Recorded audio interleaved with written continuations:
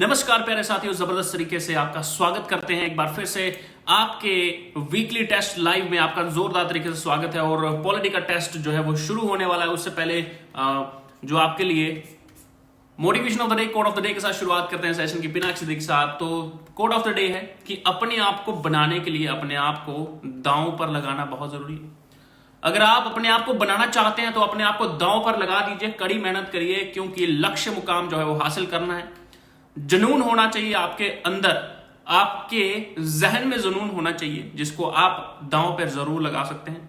अगर मैं बताना चाहता हूं आपके साथ कि इसी जुनून के साथ सेशन की शुरुआत करते हैं। पॉलिटिकल टेस्ट जो भी हमने अभी तक कवर किया है वो सारा का सारा अभी टेस्ट होगा। और are you guys ready for the session? एक बार यस बोल दो कमेंट सेक्शन। अपने दोस्तों मित्रों सज्जनों को बुला लीजिए। वीकली टेस्ट जो है वो सैटरडे को जरूर हुआ करेंगे, डेली हुआ करेंगे, ठीक है। तो चलिए शुरू करते हैं। जो पढ़ा हुआ है वो आपके सामने एमसीक्यूज के जरिए आपको प्रोवाइड भी किए जाएंगे। ग्रुप ज्वाइन कर लेना, पीडीएफ भी आपको मिल जाएगा।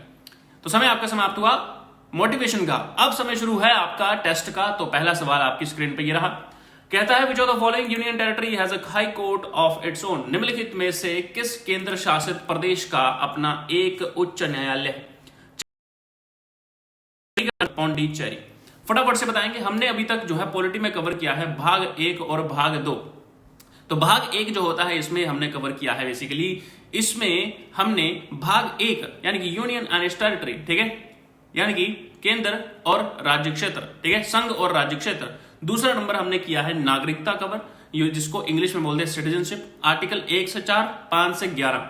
अभी इसका समय समाप्त हुआ। तो जो है यूनियन टेरिटरी कौन सी है जिसका एक अपना हाई कोर्ट है? तो इसका नाम है दिल्ली। तो यूनियन टेरिटरी की बात करी जाए तो हमारे साथ इसका आंसर दिल्ली होगा। तो अगर यूनियन टेरिटरीज की बात करी जाए तो यूनियन टेरिटरीज 2 जो ऐड नहीं हुई हैं वो पहले 6 थी, अब लद्दाख और जम्मू कश्मीर ऐड हुई हैं। इसमें दिल्ली के पास, इन चारों में से दिल्ली के पास अपना हाई कोर्ट है, दिल्ली हाई कोर्ट। यहां पर अगर मैं बात करता हूं जम्मू एंड कश्मीर की, तो जम्मू एंड कश्मीर का भी अपना एक हाई कोर्ट है और 2 ऐसी यूनियन टेरिटरीज हैं जिसके पास अपना हाई कोर्ट है। ऐसे 25 हाई कोर्ट हैं देश में, जिसमें से 2 जो है वो यूटी में है और स्टेट के पास 23 हाई कोर्ट है, ठीक है, जिसमें हिमाचल प्रदेश का भी एक अपना हाई कोर्ट है। हिमाचल प्रदेश जो है वो स्टेट है। Andaman and Nicobar, Chandigarh, Dadra Nagar Haveli, national capital territory of Delhi, Jammu Kashmir, Lakshadweep, Ladakh and Puducherry is right answer है। तो दिल्ली हाई कोर्ट जो है वो आपका राइट आंसर है। दिल्ली के पास जो है अपना उच्च न्यायालय है, ठीक है। चलिए, कहता है which of the following can be done only through constitutional amendment under the article 368 and not through the ordinary parliamentary procedure? कहता है कि आप लोगों के पास, कहता है निम्नलिखित में से कौन सा केवल अनुच्छेद 368 के तहत एक संवैधानिक संशोधन के माध्यम से किया जा सकता है, ना कि सामान्य संसदीय प्रक्रिया के माध्यम से? तो आर्टिकल 368 में क्या होता है? अमेंडमेंट्स यानी कि संशोधन किए जा सकते हैं। तो अगर मैं बात करता हूं formation of a new state inside the union of India, Bharat संघ के अंदर एक नए राज्य का गठन, नए राज्यों को भारत संघ क्षेत्र का किसी विदेशी देश को सौंपना, ठीक है, या तो दूसरा सिर्फ, या तो तीसरा, या तो पहला और दूसरा, या मोर than one of the above. फटाफट से बताएंगे quick in the comment section. बहुत बढ़िया, जल्दी से शाबाश। सब लोग आंसर करेंगे क्योंकि आंसर करना पड़ेगा आपको, आज टेस्ट है, ठीक है। 15 से 20 सवाल आपके लिए लेकर के आया। बहुत बढ़िया, समय आपका समाप्त हुआ। तो ऑप्शन जो है तीसरा सही है, यानी कि पहला और दूसरा। अब हम अमेंडमेंट के जरिए कर क्या सकते हैं? मैं बात करता हूं आपके सामने, अमेंडमेंट के जरिए हम क्या कर सकते हैं कि फॉर्मेशन ऑफ न्यू, भारत संघ के अंदर एक नए राज्य का गठन कर सकते हैं 368 के तहत, और भारतीय जो नए राज्य को भारत संघ में हम शामिल कर सकते हैं। इसका राइट आंसर है।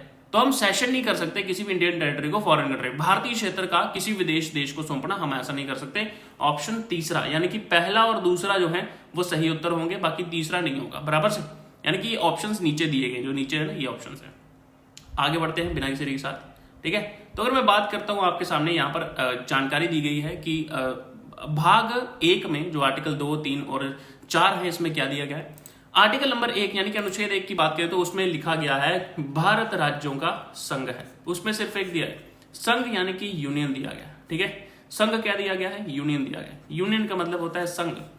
तो संघ जो होता है, यूनियन, इसका मतलब होता है कि अगर फॉर एग्जाम्पल यूनियन अगर आपका देश है, फेडरेशन नहीं है, कॉन्फेडरेशन नहीं है, रशियन फेडरेशन था ना, वो टूट गया, आपका देश जो है वो टूट नहीं सकता, बराबर से।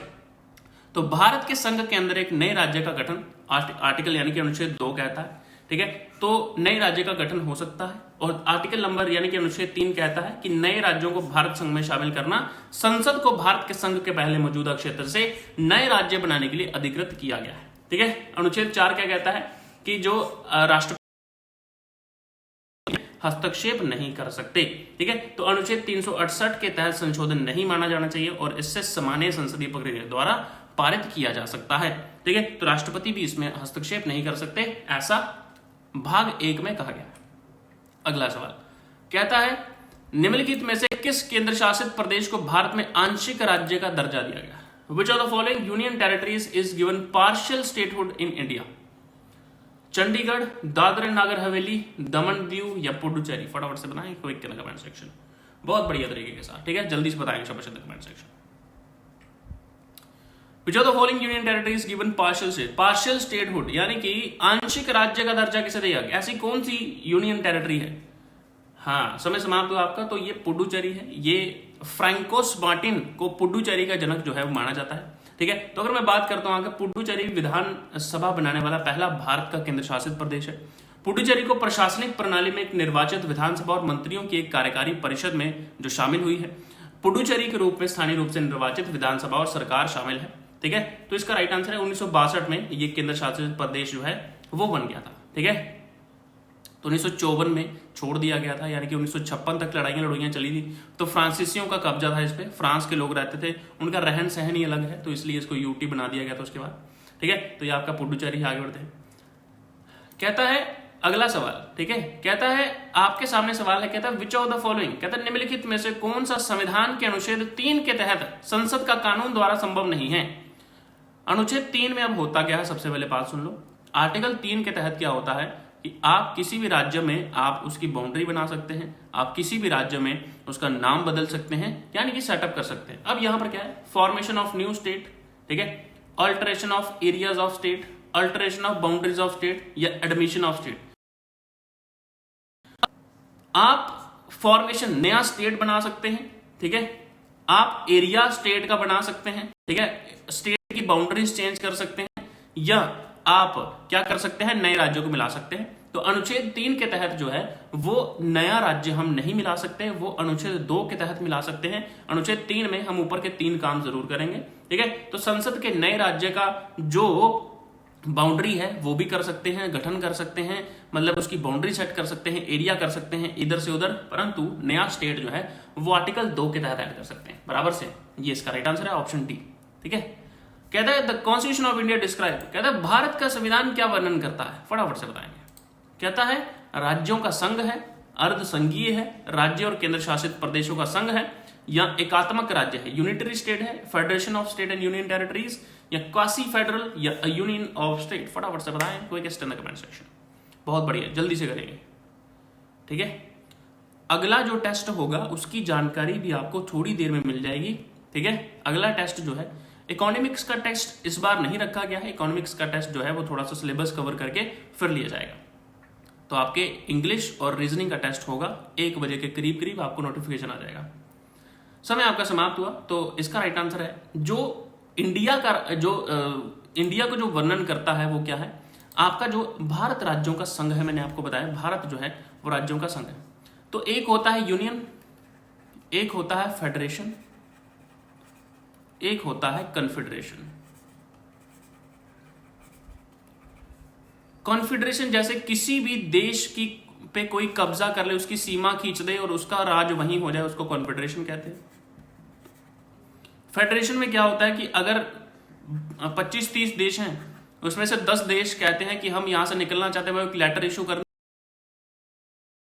और यूनियन में क्या होता है, कोई भी राज्य जो है वो देश से अलग नहीं हो सकता, क्योंकि वो यूनियन होता है। अगर होने की कोशिश करता है तो उस पर इंडियन आर्मी जो है वो अटैक कर देगी, तभी भारत जो है वो राज्यों का संघ है, union of states. Option A is the right answer. यहां पर डिफरेंस दिया गया है, इसको आप पढ़ लेंगे जो आपको पीडीएफ मिलेगा। ठीक है, बराबर से। कहता है निम्नलिखित में से कौन सा भारत का केंद्र शासित प्रदेश नहीं है? फटाफट से बताएंगे जबरदस्त तरीके से। लद्दाख एंड पुडुचेरी, दमन दीव एंड दादर नागर हवेली, लक्षद्वीप या मिजोरम? फटाफट से बताएंगे निम्नलिखित में से कौन सा भारत का केंद्र शासित प्रदेश नहीं है? फटाफट से बताएंगे कमेंट सेक्शन। बहुत बढ़िया, जल्दी से क्विक। ठीक है। हाँ, समय समाप्त। तो आपको मिजोरम इज राइट आंसर। तो प्रेजेंटली 28 स्टेट हैं और 8 जो हैं वो आपके जो 28 आपकी स्टेट्स हैं और 8 जो आपके केंद्र शासित प्रदेश हैं, 28 स्टेट, 8 यूटीज हैं। और मिजोरम जो है ये ईस्ट साइड पे सबसे ज्यादा, ठीक है, म्यांमार के साथ ये लगता है, म्यांमार, बांग्लादेश। तो केंद्र शासित प्रदेश भारत के केंद्र द्वारा सीधे शासित संघीय क्षेत्र है। भारत के राष्ट्रपति प्रत्येक केंद्र शासित प्रदेशों के लिए एक प्रशासक या लेफ्टिनेंट गवर्नर नियुक्त करते हैं, ठीक है। तो केंद्र शासित प्रदेश जो हैं, जो अलग अलग केंद्र शासित प्रदेश हैं, इसके लिए राष्ट्रपति जो हैं वो लेफ्टिनेंट गवर्नर जो है वो नियुक्त करते हैं। बाकियों के स्टेट में गवर्नर होता है। यूटी में जाएंगे तो आपको उसका नाम लेफ्टिनेंट गवर्नर देखने को मिलेगा। क्यों मिलेगा? क्योंकि उसका उस्ताद कौन होता है, उसका उस्ताद कौन होता है, जल्दी से बताएंगे नीचे द कमेंट सेक्शन। तो अगर मैं बात करूं मिजोरम के बारे में, तो मिजोरम की राजधानी क्या है? मिजोरम की राजधानी क्या है? ठीक है, एजॉल। ठीक है, एजॉल जो है वो मिजोरम की राजधानी, ये शहर नहीं जन्नत है, यहां का जरूर देखेंगे। मिजोरम की राजधानी एजॉल है। आगे बढ़े। कहता है किस निम्नलिखित में से किस राज्य का गठन वर्ष 2000 में हुआ? Which of the following state was formed in the year 2000? Uttarakhand, Odisha, Sikkim. निम्नलिखित में से किस राज्य का गठन जो है वो वर्ष 2000 में हुआ? उत्तराखंड में हुआ, ओडिशा में हुआ, सिक्किम में हुआ, गोवा में हुआ। फटाफट से बताएंगे शोभा, जल्दी से। समय आपका समाप्त। Option Uttarakhand is right answer. Uttarakhand के साथ साथ और भी बहुत सारे राज्यों का जन्म जो है वो यहाँ हुआ था। अगर मैं बात करता हूँ आपके सामने, झारखंड जो है 15 नवंबर 2000 को इसका जन्म हुआ, झारखंड का। तो सेपरेट हुआ, कहाँ से हुआ? बिहार से। और 28वीं स्टेट जो है वो बन गया, इसकी जो राजधानी है झारखंड की वो रांची है। तो पहले उत्तराखंड इसका राइट आंसर है और 2000 में ही इसका उत्तराखंड जो है वो बना। उसके बाद सन 2000 में झारखंड भी बना। उसके साथ साथ छत्तीसगढ़ भी 1 नवंबर 2000 को मध्य प्रदेश से अलग हुआ और 26वीं स्टेट जो है ये जाकर के बना था। इसकी कैपिटल जो है वो रायपुर है। अगर मैं बात करता हूं तो उड़ीसा की, तो उड़ीसा जो है वो 1 अप्रैल 1936 को बना था। कब बना था उड़ीसा की? अगर मैं बात करता हूं, उड़ीसा 1 अप्रैल 1936, ठीक है, 1936 को ये स्टेट बना था। गोवा जो है वो 1987 में बना था।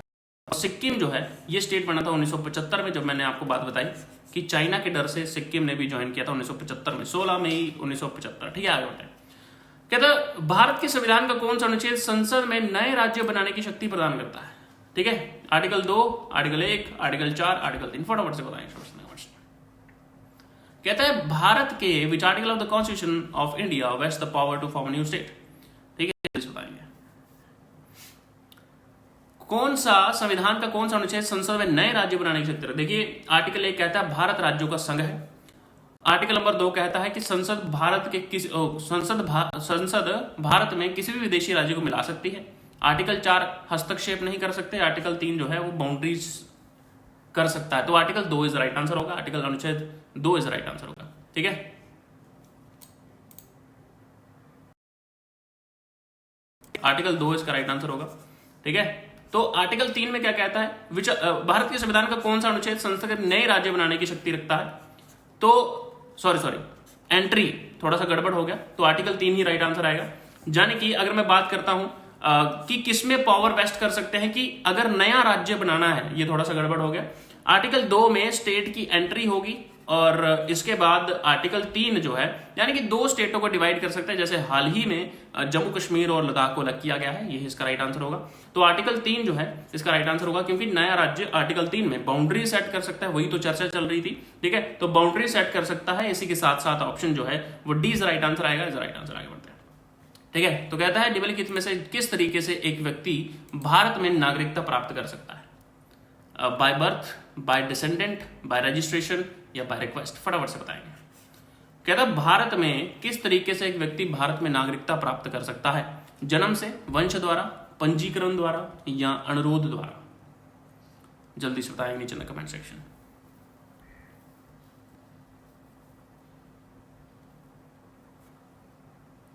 समय आपका समाप्त हुआ। ठीक है, तो अगर मैं बात करता हूं तो जन्म के द्वारा भी कर सकता है, और वंश के द्वारा, अगर वंश है तो उसके द्वारा भी कर सकता है, और पंजीकरण द्वारा भी कर सकता है, अनुरोध द्वारा नहीं कर सकता। तो 1955 का नागरिकता अधिनियम प्राप्त करने के लिए 5 तरीकों से निर्धारित, जैसे जन्म, वंश, पंजीकरण, प्राकृतिकरण और क्षेत्र का समावेश जो है इस राइट आंसर है। और ये तीनों के तीनों ए, बी और सी इज द राइट आंसर है, ये तीनों के तीनों होंगे तो आपका आंसर सही होगा। ठीक है, तो अगर भारतीय होंगे तो इस तरीके से आपके ऊपर स्टैंप लगाई जाएगी कि आप भारतीय हैं कि नहीं। कहता है कौन से तरीके से कोई भारतीय नागरिकता खो सकता है, बताइए।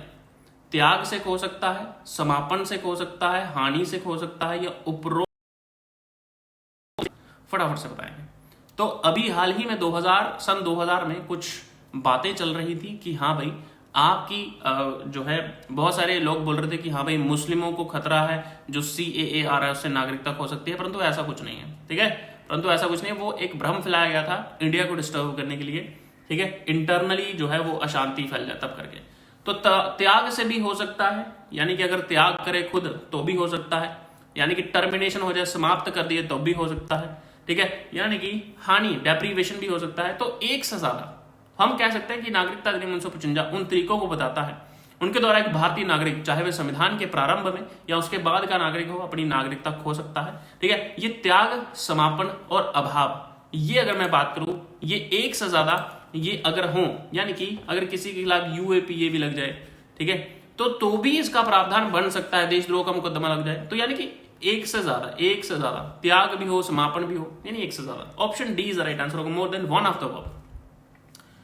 कहता है वर्ष डैश में एक संशोधन के माध्यम से भारत के नागरिकता की अधिनियम में भारत के प्रवासी नागरिकों की श्रेणी में प्रवेश किया गया, OCI, overseas citizenship of India.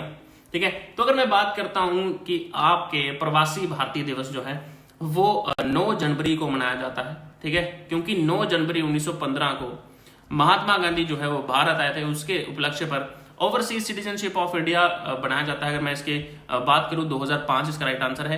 तो 2005 में अमेंडमेंट हुआ था, अगर मैं बात करूं ऐसा इनका कार्ड होता है ओवरसीज सिटीजनशिप ऑफ इंडिया, जो इंडिया के बाहर की नागरिकता रखते हैं। उसके बाद 2005 में इनके ऊपर जो है वो मेहर बरसाई गई कि वो इंडिया में आकर के घूम सकते हैं, फिर सकते हैं अपने परिवार में, पर इनको ना कुछ लिमिटेशंस जो है वो दे दी गई हैं। यानी कि ये कौन सी लिमिटेशन है, ये ऐसी बात आपकी नागरिकता जो है वो खत्म नहीं होगी। ये एक पॉजिटिव पॉइंट है, पर आप एक चीज नहीं कर सकते, आप वोट नहीं डाल सकते और इलेक्शन जो है वो नहीं लग सकते। ठीक है, तो आप इलेक्शन जो है वो नहीं लड़ सकते, ये आपको प्रावधान जो है वो, बाकी सब चीजें कर सकते हैं। ठीक है, ऐसा बहुत सारे प्रवासी भारतीय दिवसों के लिए प्रवासी भारतीय दिवस 9 जनवरी को होता है, और हर साल जो है वो प्रवासी भारतीयों को इकट्ठा किया जाता है और उनसे मोटा मोटा पैसा लिया जाता है। अब सर कैसे?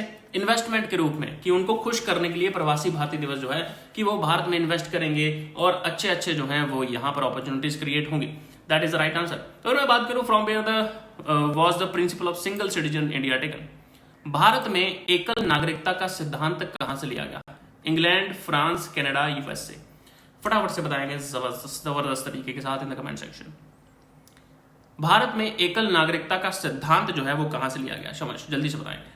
समय आपका समाप्त हुआ तो इंग्लैंड से लिया गया, तो इंग्लैंड की बात की जाए तो इंग्लैंड से जो है भारत में एकल नागरिकता का लिया गया। तो कहता है भारत में एक प्रवासी नागरिक OCI के बारे में निम्नलिखित में से कौन सा कथन सही नहीं है? कहता है एक OCI दूसरे देश का नागरिक होता है। ठीक है, एक OCI के पास भारत आने के लिए बहुप्रवेश दीर्घावधि वीजा होता है। ये बिल्कुल सही है, ये भी बिल्कुल सही है। कहता है एक OCI सभी मामलों में NRI के बराबर होता है। नहीं, एक OCI सार्वजनिक रोजगार में अवसर की समानता के मौलिक अधिकार का हकदार नहीं है। ठीक है, एक OCI सार्वजनिक रोजगार में अवसर की समानता के मौलिक अधिकार का हकदार नहीं है, ये बिल्कुल सही है। तो आपका आंसर होगा एक OCI यानी कि ओवरसीज सिटीजन, यानी कि जो बाहर के लोग जो पक्के हो जाते हैं बाहर जाके, उनको एक कार्ड मिल जाता है इंडिया का, OCI के लिए अप्लाई करते हैं, वो क्या होते हैं? NRI के बराबर। NRI कौन होता है? Non residential Indian. वो NRI कब माना जाता है? जब वो 183, ठीक है, तो 183 डेज जो इंडिया के बाहर रहता है यानी कि लगभग लगा लो 6 महीने, वो NRI माना जाता है। ठीक है, जो 6 महीने तक बाहर रहता है वो NRI माना जाता है। ठीक है, बहुत बढ़िया, समझ में आ गया? समझ में? यस और नो? आगे समझ की नहीं? यस और नो? बहुत बढ़िया, शाबाश, एक्सीलेंट, बहुत बढ़िया, बहुत बढ़िया, शाबाश। ठीक है, OCI समझे, overseas citizenship of India. Overseas क्या होता है? कि विदेश में रहने वाले भारतीय जो पक्के हो चुके हैं वहां पर। चलिए आगे बढ़ते हैं। ठीक है, तो एक ओसीआई सभी मामले में एनआरआई के बराबर नहीं होता। ठीक है, एनआरआई अलग चीज है, उसको थोड़ी सिटीजनशिप मिली है। एनआरआई ऐसे होता है 183 से ज्यादा कोई रहे तो एनआरआई बोलते होते हैं। ओसीआई अलग होता है, वो बाहर पक्का होता है, उसके दूसरे देश की नागरिकता होती है। ठीक है, कहता है नागरिकता संशोधन अधिनियम भारत के संविधान के निम्नलिखित में से किस भारत भाग के अंतर्गत आता है? सिटीजनशिप किस भाग में आता है? फटाफट से बताएंगे। सबसे आसान सवाल। कहता है भाग 1 में आता है, भाग 2 में आता है, भाग 4 में आता है, भाग 6 में आता है। फटाफट से बताएंगे। देखिए, पॉलिटी की बात करी जाए, समय समाप्त हुआ तो ऑप्शन जो है पार्ट 2 आएगा, यानी कि भाग 1 की बात करी जाए, भाग 1 में आता है union and it's territory.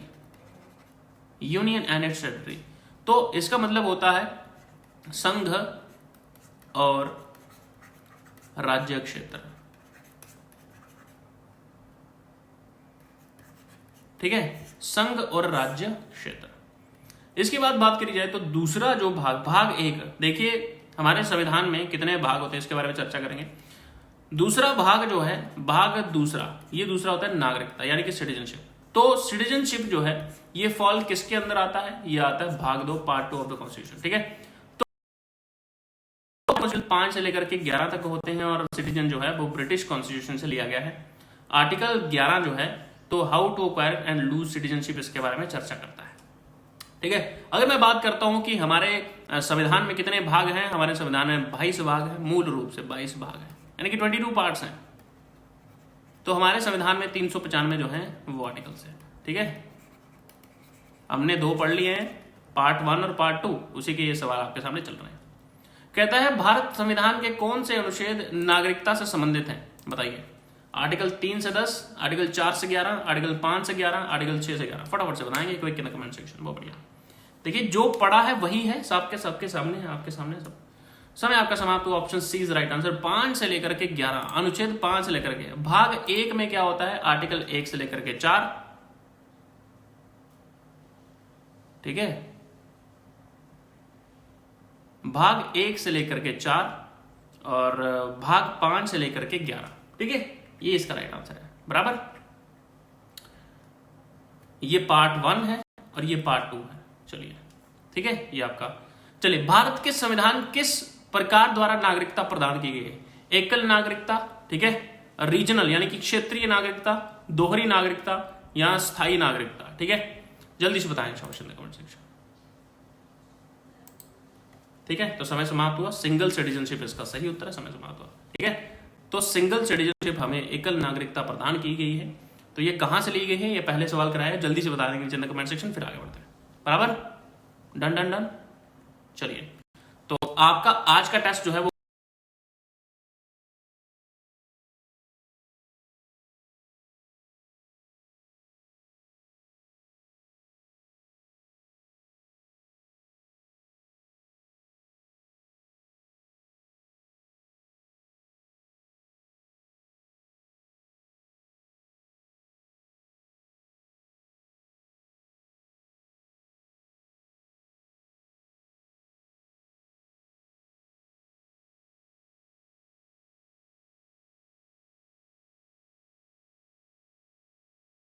Motivation of the day की एंडिंग करते हैं। और आप अपने आप को बनाने के लिए अपने आप को दांव पर लगाना बहुत जरूरी है। सारी क्लासेस ज्वाइन करने के लिए नीचे लिंक दिया, व्हाट्सएप ग्रुप ज्वाइन कर लीजिए। और आप लोगों के पास मौका है जुड़ने का 49 रुपीज में। That's it. तो thank you so much beautiful people, आप सभी यहाँ आने के लिए बहुत बहुत धन्यवाद। मिलते हैं फिर से, तब तक के लिए जय हिंद, जय Himachal, take care, all the best. अगले टेस्ट के लिए आपको थोड़ी देर में नोटिफिकेशन आ जाएगा कि कितने बजे होगा। थैंक यू सो मच, जय हिंद।